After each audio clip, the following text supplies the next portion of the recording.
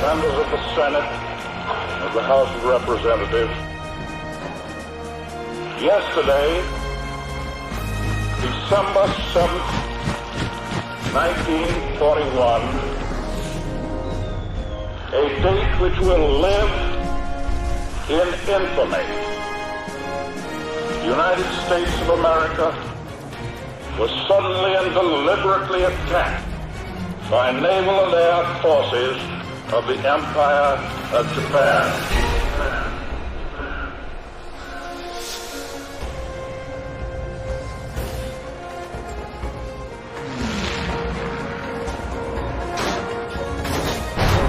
There comes a time in the affairs of men when they must prepare to defend not their homes alone, but the tenets of faith and humanity.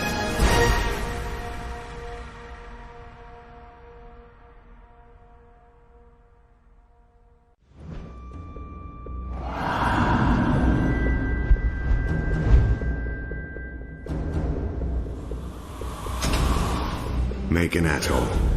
Little more than sand, trees, and a small Japanese military base. Miller's reconnaissance team landed there almost a week ago. Since then, we've heard nothing. The waiting's over. We're going in. For all we know, they're already dead. If what little we know about the Japanese is true, it might be better if they are.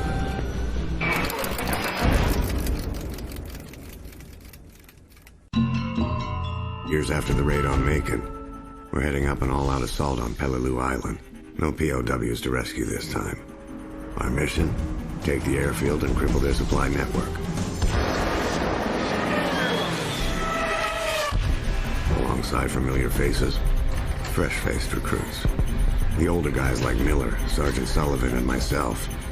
We're known as the old breed. Old. We're not even out of our 20s.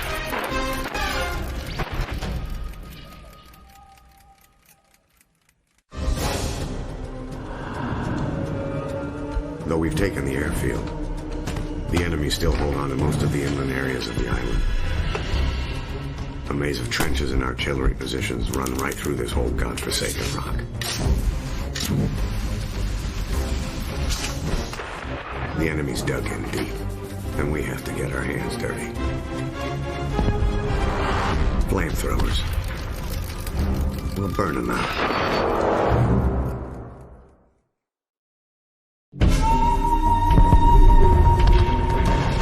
Getting this far has been tougher than any of us could ever have imagined. Taking the airfield and the mortar pits showed us that the enemy will fight to the death for every last inch of this land.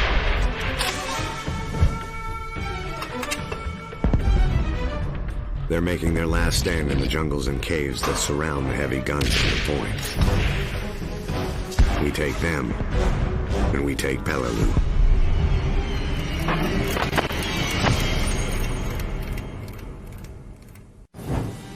We're all numb by Sullivan's death. We just never saw it coming. I still can't believe it. Most solid, dependable, and courageous Marine we've ever known. Blink of an eye. Gone. Now it's down to me. And me alone. To lead these men, my brothers, safely through this campaign. AA fire from Peleliu Airfield is knocking our planes right out of the sky. Taking this airfield is our only priority.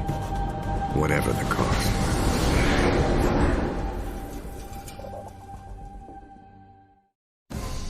The Battle of Peleliu finally came to an end in November 1944.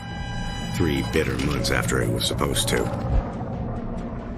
When we shipped out for Okinawa, the airfield became a vital asset in the campaign. Among those stationed there are the crews of the U.S. Navy Black Cats. Men who would risk everything before they would leave any of us in enemy waters.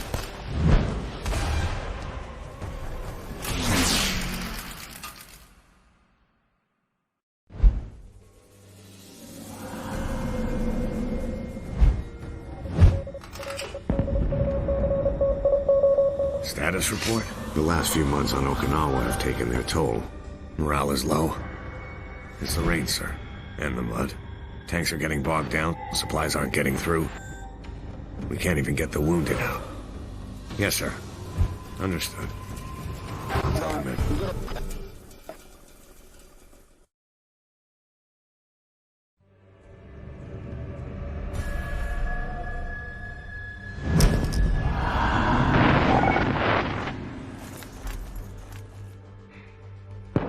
Everything that was asked of us, we've done.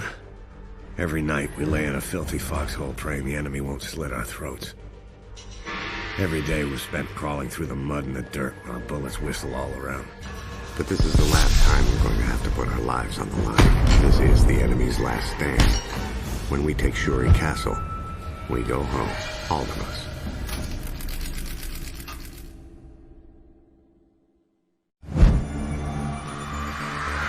The rotten cancer of the Fascist Reich ravages Europe like a plague. The relentless drive into our motherland steals the lives of men, women, and children alike. The arrogance of their leaders is matched only by the brutality of their soldiers. These are the darkest days of the Nazi occupation of Stalingrad.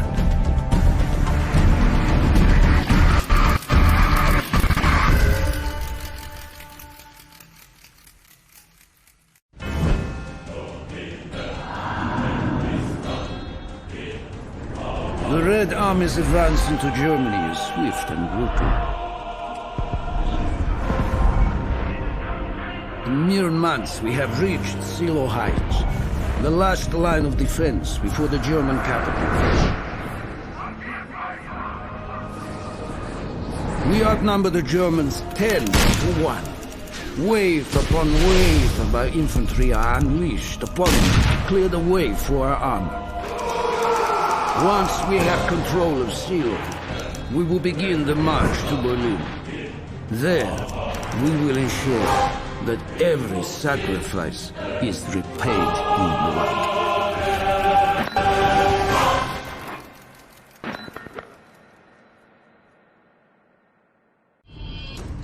We have lost many brave men, but their sacrifice is not in vain.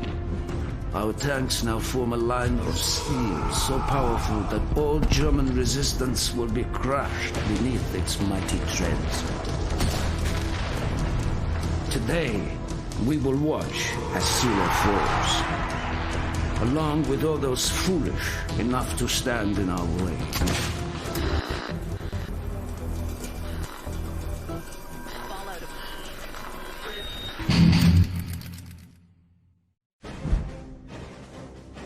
With the line at Silo now broken, nothing stands between the Red Army and Berlin.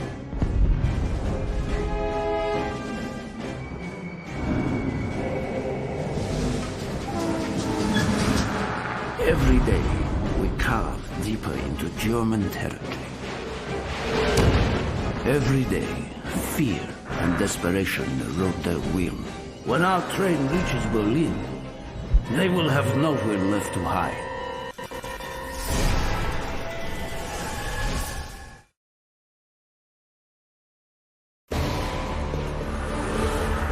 Our grip tightens around the black heart of Berlin. The Führer demands all to shed their last drop of blood in its defense. The old, the young, the weak.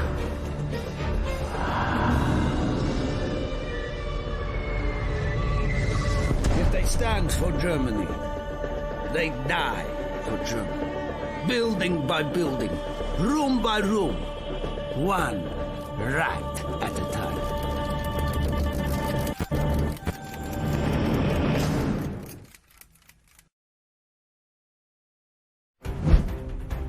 The Red Army encircles the Reichstag, the parliament building and final stronghold of the Fascist Reich. In the surrounding streets, we choke the life from those who were still there to defend it.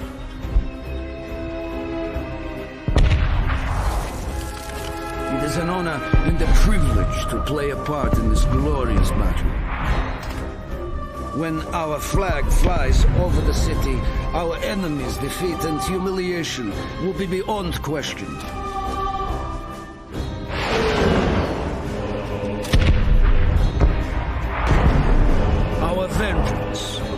be complete.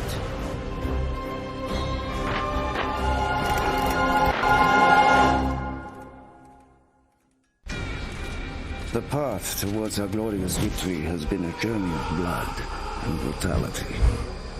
All of it has been necessary.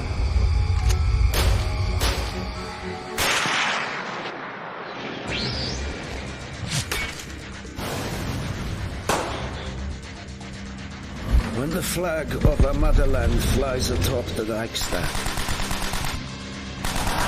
all of Berlin will know that the evil of the fascist Reich has been wiped from the face of the earth.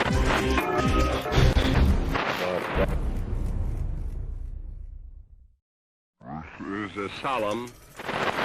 General Eisenhower informs me that the forces of Germany have surrendered to the United Nations. The victory won in the West must now be won in the East.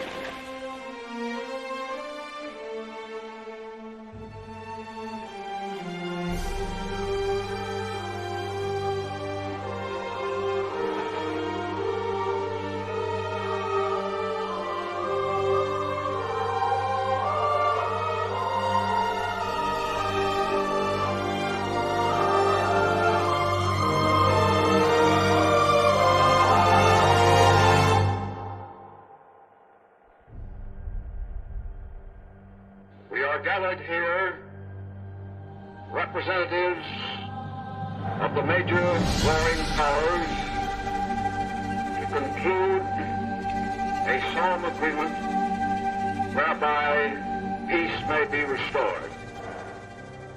It is my earnest hope, and indeed the hope of all mankind, that from this solemn occasion a better world shall emerge out of the blood and carnage of the past. A world founded upon faith and understanding of man and the fulfillment of his most cherished wish of freedom, tolerance, and justice.